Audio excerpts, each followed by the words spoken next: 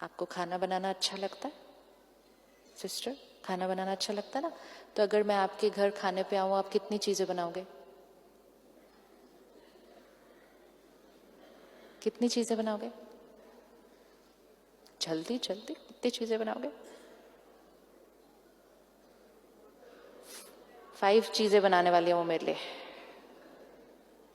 क्यों? क्योंकि खाना बनाना उनकी कैपेसिटी है, खाना बनाना उनको अच्छा लगता है। अब मैं प्यार से चली गई, मैंने नहीं बोला था 5 चीजें बनाओ, लेकिन उन्होंने अपनी क्षमता से बनाई, अपनी कैपेसिटी, अपने संस्कार। हमने खाना खाया, बहुत मजा आया। अगले हफ्ते वो मेरे घर आई,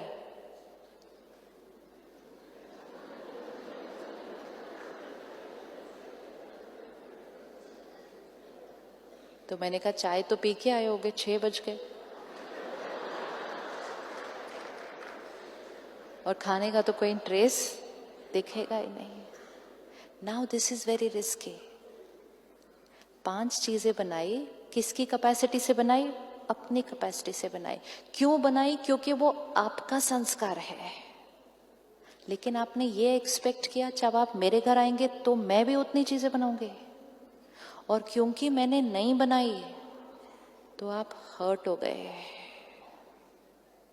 और आपने कहा इन्होंने मेरी डिसरिस्पेक्ट की, इन्होंने बनाया ही नहीं मेरे लिए कुछ। और फिर अगले महीने में आपके घर फिर से आई।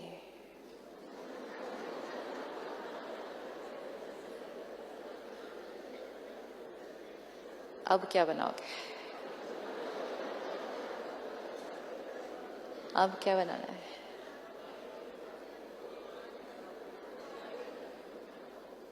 अब ये छोटी चीज लगती है ना खाना बनाना, इक्वेशन सारा दिन में देखे। हम जो कर्म करते हैं अपने संस्कारों के थ्रू करते हैं, अपनी कैपेसिटी के थ्रू करते हैं, लेकिन हम एक्सपेक्ट करते हैं कि दूसरे के अंदर भी सेम संस्कार होगा, और अगर दूसरे के अंदर वो सेम संस्कार नहीं होता तो हम हर्ट हो जाते हैं। एंड मोस्ट इम्पोर्टेंट, अगली बार हम अपना संस्कार छोड़ देते हैं। ये कलयुग इसीलिए बना ऐसा, कलयुग इसीलिए बना। किसी एक ने गुस्सा किया होगा पहली बार, सबने इकट्ठे तो गुस्सा किया ही नहीं था कभी भी। किसी एक ने किया होगा, दूसरे ने कहा इसने मेरे साथ ऐसे बात की, मैं भी ऐसे बात करूंगा वापस। तो दूसरे ने किया, उन दोनों ने किया, तो उनको देखकर 5 ने किया, 5 ने किया, 500 ने किया। आज हम इस स्थिति पे पहुंच गए, हम गए ना गुस्सा करना तो नॉर्मल है। ये कलयुग किसने बनाया? किस किसने कलयुग को बनाने में योगदान दिया? हाथ उठाना। मैंने भी। सत्युग कौन बनाएगा? सत्युग बनाने के लिए क्या करना होगा? अपने संस्कारों को, विशेषताओं को पकड़ के रखना। ये एक्सपेक्ट नहीं करना कि जो मेरी विशेषता है वो दूसरे के अंदर भी होनी चाहिए। मैंने उनको हेल्प की, जिस दिन वो प्रॉब्लम में थे मैंने अपना सब कुछ छोड़ा, मैं उनके पास गई, टाइम भी दिया, पैसे भी दिए, सब कुछ किया, और जिस दिन मुझे हेल्प चाहिए थी उन्होंने फोन भी नहीं उठाया।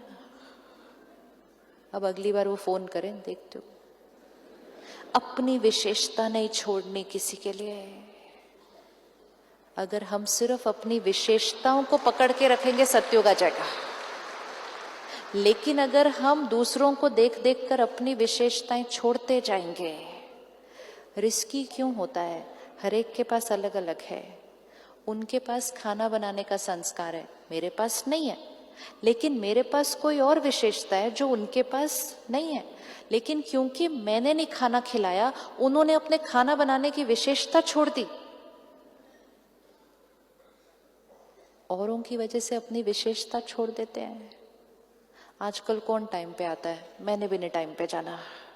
आजकल कौन सच बोलता है? क्या जरूरत है इतनी सच बोलने की सबको? इतना एथिकल होने की क्या जरूरत है? आजकल तो बहुत कुछ चल रहा है। दूसरों को देख देख कर अपनी विशेषताएं, क्योंकि हमने एक्सपेक्ट किया जो मेरी विशेषता है वो सबके अंदर होगी, ऐसा होने वाला नहीं। एक्सपेक्टेशन नेचुरल है, एक्सपेक्टेशन नेचुरल है? नहीं। तो क्या नेचुरल है? एक्सेप्टेंस कि उनकी विशेषता मेरी विशेषता अलग, उनका संस्कार मेरा संस्कार अलग। जब ये क्लैरिटी आ गई, मिसअंडरस्टैंडिंग का कोई कॉन्सेप्ट ही नहीं रहेगा। Misunderstanding means I don't understand your sanskar. Do not try and understand peoples संस्कार्स।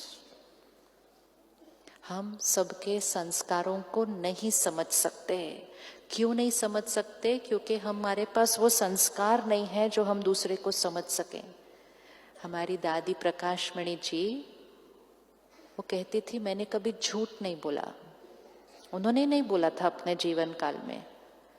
तो वो कहते थे मुझे समझ ही नहीं आता झूठ क्या होता है। Can't understand why? क्योंकि वो वाला संस्कार नहीं है। तो जो संस्कार मेरे पास नहीं होगा, मैं उस संस्कार को कभी अंडरस्टैंड नहीं कर सकती। तो हमें प्रॉब्लम ये होती है कि आप ऐसा कैसे कर सकते हो? I just can not understand. Please do not understand, because we can not understand.